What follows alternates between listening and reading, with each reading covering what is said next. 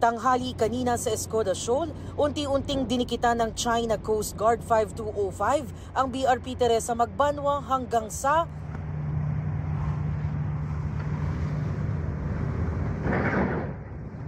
umikot ang barko ng China sa kasadyang binangga muli ang ating barko. Hawak.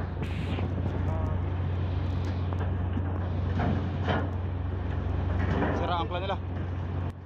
Ayon sa Philippine Coast Guard, 3 beses sinadyang banggain ang barko ng Pilipinas kahit wala itong ginagawang provocation.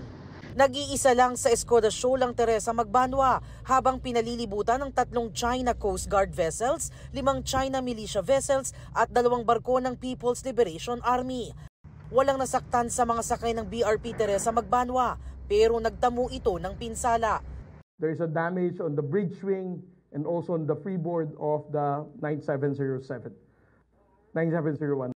There is this hole that also was a result of a direct ramming conducted by the China Coast Guard and also on this part. Pero ang China Coast Guard, ibinabaling ang sisi sa Philippine Coast Guard.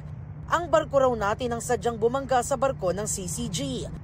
Muli ring binalaan ng China ang Pilipinas na tatanggalin ang ating barko roon dahil bahagi raw ito ng soberanya nila.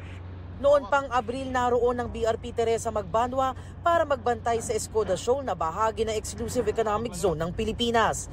Sa kabila ng mapanganib na aksyon ng Chinese Coast Guard, hindi daw aalis o magwi-withdraw sa kanilang operasyon ng PCG. This is the commitment of the Commandant to the President that despite of the harassment, the bullying activities, and escalatory action of the Chinese Coast Guard, the Philippine Coast Guard vessel Teresa Magbanwa or any other replacement of the vessels, there will be no reason for us to withdraw our Coast Guard vessels there.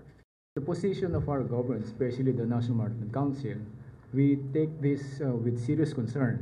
That's why through our cognizant department, Department of Foreign Affairs, we have issued statements to the Chinese Embassy and even to the Embassy of our Philippines in Beijing, issuing our serious concern with these acts of the Chinese vessels. Para sa GMA Integrated News, Jamie Santos, nakatutok 24 oras.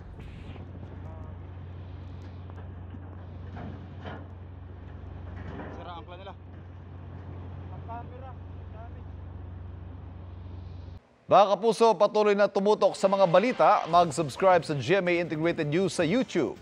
Sa mga kapuso abroad, samahan nyo kami sa GMA Pinoy TV at www.gmanews.tv.